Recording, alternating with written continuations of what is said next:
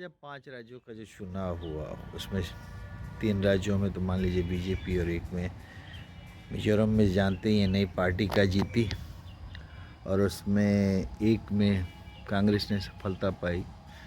मगर तीनों राज्यों में एक समानता थी कि मान लीजिए कि तेलंगाना में भी सरकार रिपीट नहीं हो पाई फिर से तीसरी बार, और राजस्थान में तो रिपीट होती नहीं है। लो अभी तक तो परंपरा यही चली आ रही है, तो वहाँ भी वैसे ही रिजल्ट आया। उसके बाद मध्य प्रदेश में रिपीट हो रही है, इसलिए वहाँ वैसा ही परिणाम आया।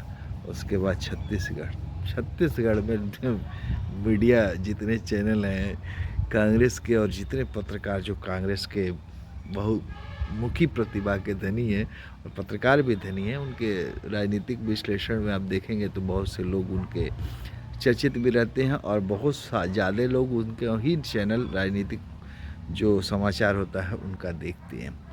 फिर कांग्रेस के जो हाल हुआ छत्तीसगढ़ में, सब लोग पगला क्योंकि मीडिया का गढ़ा हुआ था और समझ में नहीं आया। इतनी हाइप क्रिएट होने के बावजूद भी और इतने अच्छे अच्छे बोलने के बाद जो छत्तीसगढ़ के मुख्यमंत्री हैं वो अपने आप में ही इतना ज़्यादा आत्म मगन थे, मुझे लग रहा है कि इसके चलते उनको भ्रष्टाचार अपना दिखाई नहीं दे रहा था। उनके पारिवारिक पृष्ठभूमि में भी भ्रष्टाचार दिखने लगा और उसके बाद एक ऐप का मामला चला और पूरा मीडिया में उनका कवरेज और गाने गाने का स्टाइल लगता था कि वो अपराजित हैं।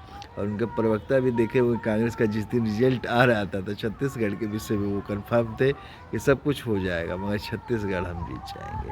छत्तीसगढ़ नहीं जीत पाए और काफ़ी अंतर से छोटा सा राज्य उसमें हार गए। और भूपेश बघेल को बाद में ईवीएम पर भी सवाल करते हुए आप लोग देखे होंगे। उसी ईवीएम से जीत कर वही भूपेश बघेल हुए थे मुख्यमंत्री, मगर उसके बाद उन्होंने ऐसा जो कहा भूपेश जी का ये वक्तव्य अच्छा नहीं लगा।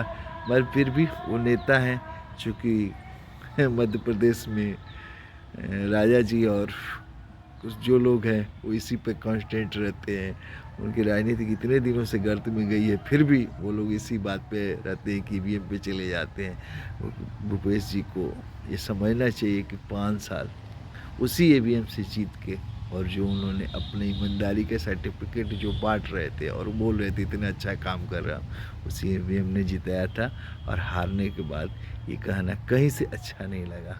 कांग्रेस का जो भी कॉन्फिडेंस था सबसे ज़्यादा वो इसी मध्य प्रदेश में तो नहीं हुआ, छत्तीसगढ़ में था, मगर वहाँ भी वो हार गए, रिपीट नहीं कर पाए।